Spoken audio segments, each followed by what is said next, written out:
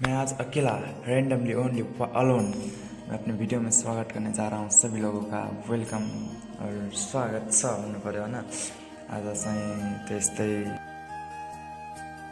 गएको थिएँ। मेरो फोन चाहिँ यही हो।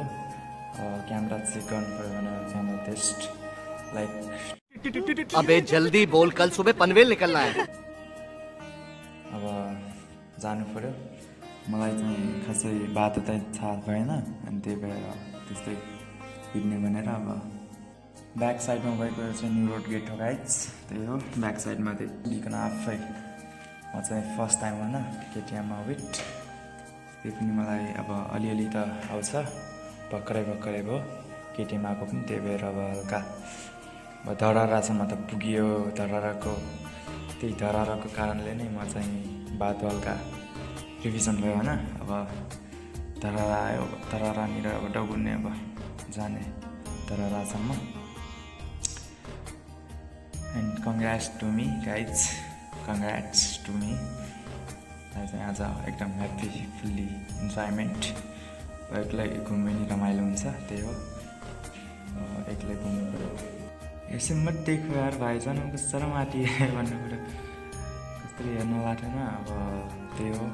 भिडियो बनाएपछि त अब हेर्दै हाल्छन्। यस्तै यो चाहिँ केटिएम भ्यू, केटिएमको धरारा आसपासको ठाउँ केएफसी क्याफे विथ। अब म चाहिँ आफै कुरा गर्दै अब एक्लै गएपछि त अब धराराको नजिक नै पुग्यो। माथि त चढेको थियो मान्छेहरू बट म चाहिँ गएन होइन।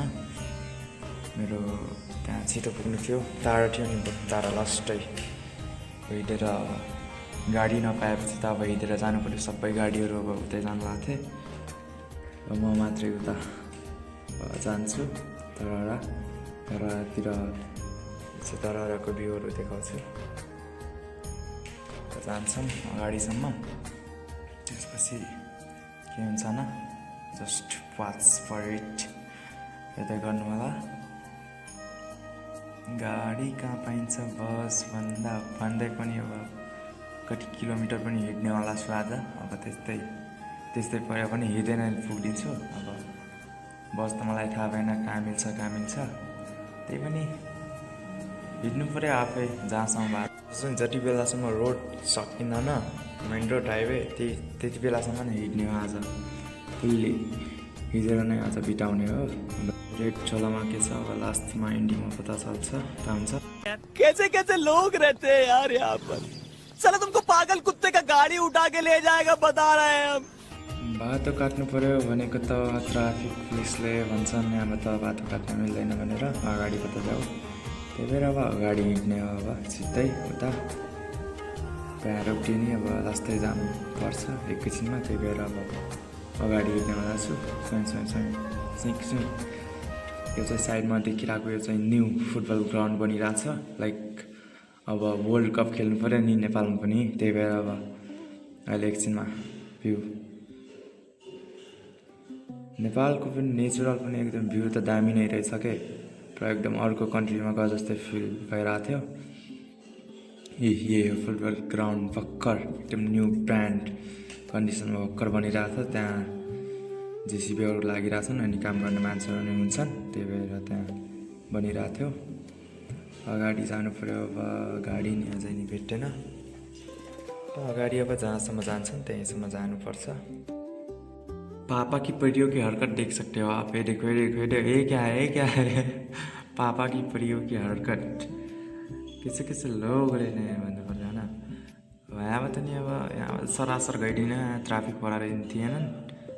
सरासर हिँडिने हो जे भए पर्ला भनेर अब सरासर हिँडेकोमा चाहिँ बहुत टाढा रहेछ। भर्खर हल्का याद आइरहेको छ न बाटो। यहाँबाट अब राइट साइड जानु पऱ्यो। त्यतिर गाडी जानु लाग्थ्यो। अब त्यही हिँड्दै अब जान्छु गाडीसम्म। त्यस्तै एक्लै कोही पनि छैन मेरो साइडमा। अब यहाँबाट नि बाटो काट्नु पऱ्यो। अब कहाँतिर अब अगाडि यो चाहिँ मेला दामी चाहिँ कहिले स्टार्ट हुने थाहा भएन। चाहिँ दामी रहेछ क्या एकदम बबाल पुरा फुल्ली नेचर। लेट्सको अब कति टाढा रहेछ कति किलोमिटर त्यो त थाहा भएन बट टाढै नै छ भन्नु पऱ्यो पछाडिको हुन् अब अगाडि जानु पऱ्यो यसो भिडियोहरू बनाउँदै म चाहिँ त्यहीँ सुरुवातमै भिडियो बनाएको कुनै कुनै ठाउँमा ब्रेक भयो होला त्यही हो यो चाहिँ नेपालको झन्डा फ्ल्याग नेपालको यो यता केटिएम बस्ने मान्छेलाई थाहा भयो होला यो कुन ठाउँ हो भनेर भन्नु होला कमेन्टमा त्यही हो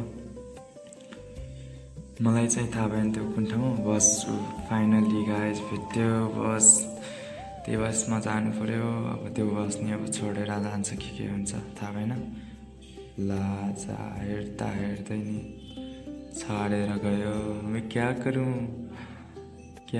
मैं लाइक ब्रिज फाइनली बानेश्वरको ब्रिज नि भेट्यो थ्याङ्क गड चाहिँ भ्यू चाहिँ दामी रहेछ के म चाहिँ अर्को फोन लिएर भनेको पहिल्यैदेखि सोच्थ्यो कि हल्का भिडियो ल सपिङ भइसक्यो अब कपडा सपडाको अब फङ्सनको अब जाने हो घरतिर तेरा बाप यहाँ छोड़कर गया था कि तेरी माँ केटिएम घुम्दा नि अब सही ठाउँमा पुग्यो भन्नुपर्छ अब कोहीसँग सोधी नसोधिकन अब हिँडेको त्यही पनि आफै यति टाढाबाट आफै आफ्नो ठाउँसम्म पुगे अगाडि चाहिँ हाम्रो बस्ने छ त्यहाँनिर अब त्यही हो कोहीसँग नसोधिकन त्यस्तै आफ्नै तालमा हिँडेर कोहीसँग सोध्दैन के कहाँ मेरो त्यहाँ ठाउँ भनेर